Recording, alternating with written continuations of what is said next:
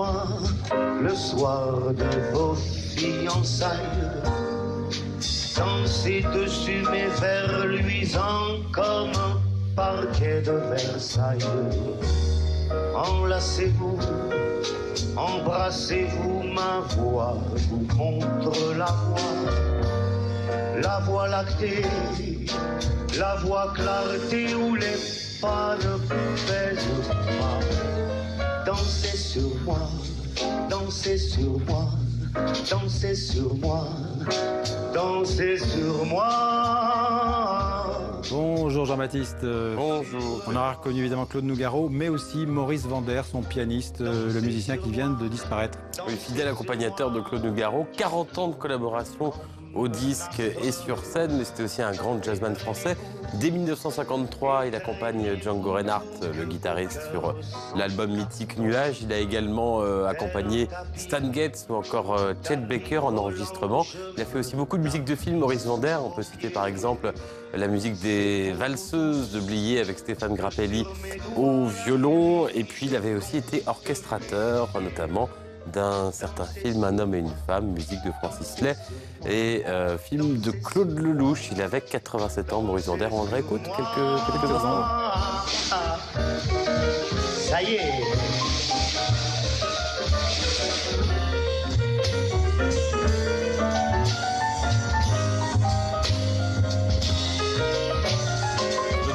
Et puis, on va parler d'un piano plus classique, avec Ludmila Berlinskaya et Arthur Ancel. C'est un duo de pianistes qui vient à la scène comme à la ville, qui viennent de sortir un nouveau disque. Très réussi, d'ailleurs, un disque consacré à Liszt, la sonate, donc pour deux pianos ici, et puis la célèbre Danse macabre de Saint-Saëns. Alors, leur histoire n'est pas banale. D'abord, Ludmila Berlinskaya, c'est une musicienne qui vient d'une grande famille de musiciens russes. Elle a enfant croisé Shostakovich. Toute jeune, elle accompagne l'immense violoncelliste Stislav Rostropovitch.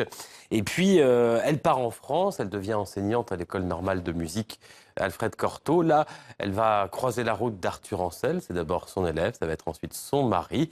Et ils vont former ce duo qui joue dans le monde entier à deux pianos, parfois plus collés à quatre mains. Vous allez le voir dans ce sujet. Ils sont drôles, ils sont attachants. Vous allez peut-être aussi vous-même avoir le coup de foudre.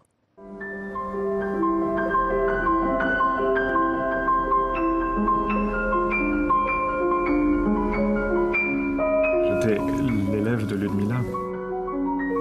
J'ai fini mes études dans sa classe. Histoire classique. Ouais. Jamais pensé que ça peut m'arriver dans ma vie, mais finalement, c'est comme ça.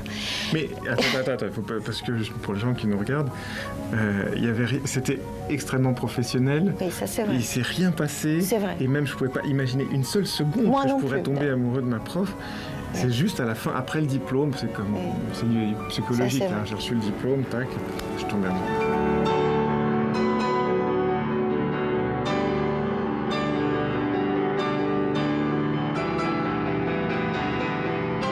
D'abord, on se marie.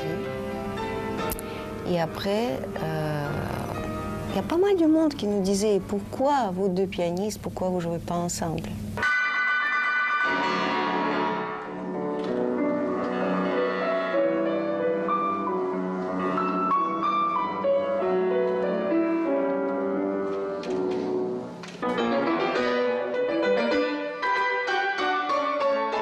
C'était notre cadeau de mariage, en fait, ce duo. Puisqu'on a commencé à jouer en même temps qu'on s'est mariés à peu de choses près. Et comme cadeau de mariage, on a demandé à tous nos amis, ne nous offrez pas des théières, s'il vous plaît, mais à participer à notre premier projet de disque.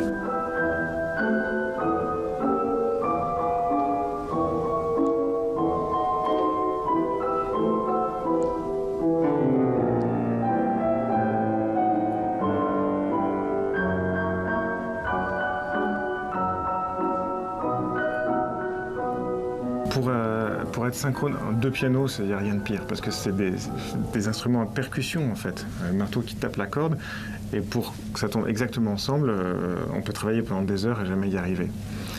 Et je dis toujours que la meilleure façon d'obtenir cette synchronisation, cette entente, c'est de vivre ensemble, c'est de partager les mêmes choses, c'est de les vivre de la même manière. C'est naturel, c'est absolument naturel. Oui, c'est juste la façon de respirer, de Oui. comprendre les choses. C'est l'amour, en fait, qui guide.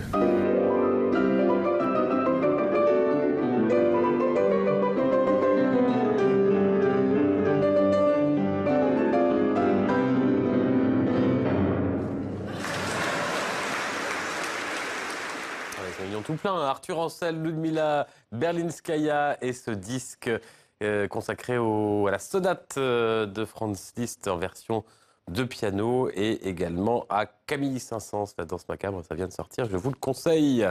Merci Jean-Baptiste, et à demain. À demain.